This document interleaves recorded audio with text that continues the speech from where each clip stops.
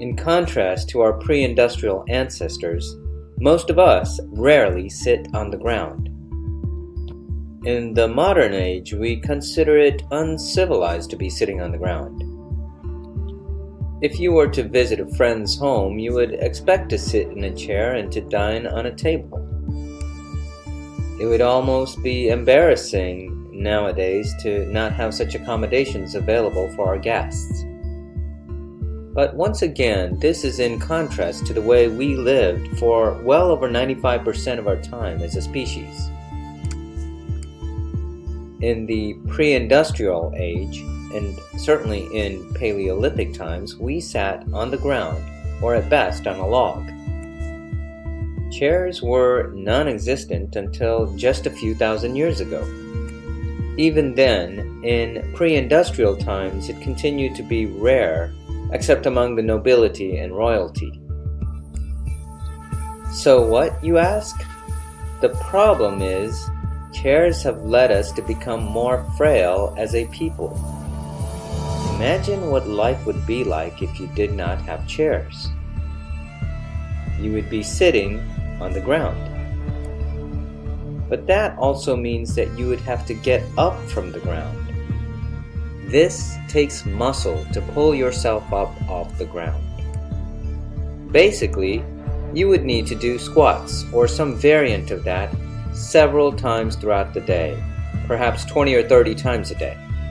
Such force requires the use of multiple muscle groups, including the gluteal muscles, hamstrings, quads, hip flexors, adductors, and calves. It may also involve use of the upper body, including the triceps and pectoral muscles. In fact, in places around the world where chairs are less common, for example, certain developing countries or nomadic communities, that is exactly what they do. Again, so what? The problem is the loss of strength, balance, conditioning, and flexibility. This takes a heavy toll on all of us, but particularly on the elderly population. Thus, they are far more frail, prone to falls, and face increased risks of injury than they would be otherwise. We are natural beings, ideally fit for the natural environment. So, should we be throwing out our chairs then? No. At least, I don't plan to do that. The point is that, driven by mindless consumption, we've engineered out many of the things that were natural and good for us. Chairs do provide comfort. However, like many of our purchases that increase comfort, convenience, cleanliness, and/or productivity, that does not necessarily translate to increased happiness or well-being. In this case, it may detract from our health and thereby lead to a decline in happiness if our health is impacted.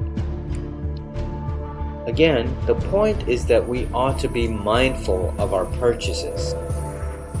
Keeping in mind that the best things in life are largely free of cost, we can save much more of our income than many people think possible once we reconsider what we think of as essentials. For regular viewers of this channel, you'll recall that Adam Smith had the foresight to accurately predict that an increasingly greater number of things would become necessities over time that one would be almost ashamed to be without. This means we need to rethink everything we've grown accustomed to thinking is right for us.